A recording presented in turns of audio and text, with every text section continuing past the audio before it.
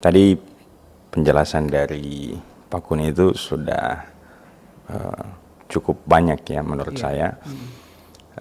Tapi kita juga bisa melihat dari kalau dari perspektif krisis tentu saja bahasa Gorontalo secara faktual itu tidak dijadikan sebagai kebutuhan dasar di dalam berinteraksi kita, Pak Kuni. Jadi tahu mau bisa langhui-nguhui, tahu saling bertukar informasi itu, bahasa Gorontalo khususnya untuk di daerah kita itu tidak dijadikan sebagai kebutuhan dasar. Nah, sehingga itu juga yang menjadi perhatian kalau memang betul-betul ingin kepedulian kita penuh, maka tentu itu harus dijadikan dalam skala prioritas dalam interaksi.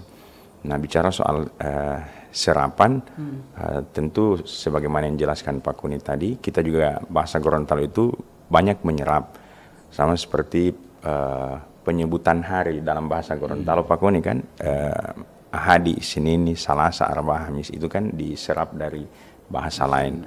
Karena bahasa Indonesia juga menggunakan bahasa itu, bahasa Arab juga menggunakan bahasa yang kurang lebih serupa. Betul.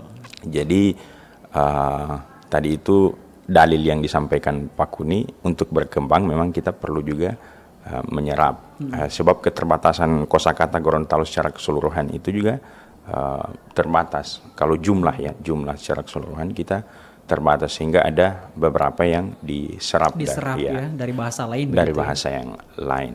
Okay. Nah, namun ada istilah-istilah yang ada di Gorontalo itu yang muatannya itu luar biasa Pak Kuni. Seperti apa yang disebutkan tadi itu, mulai ternyata dia punya istilah khusus Pak Kuni.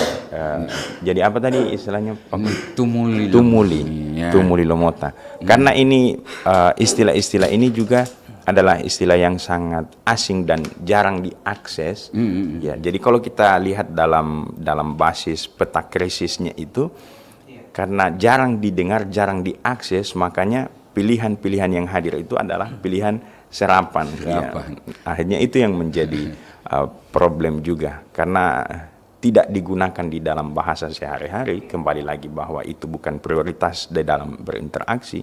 Nah, sehingga pilihan yang paling mudah itu adalah akhirnya menyerap. Nah, sehingga faktanya memang kita hampir kehilangan identitas itu Pak Kuni.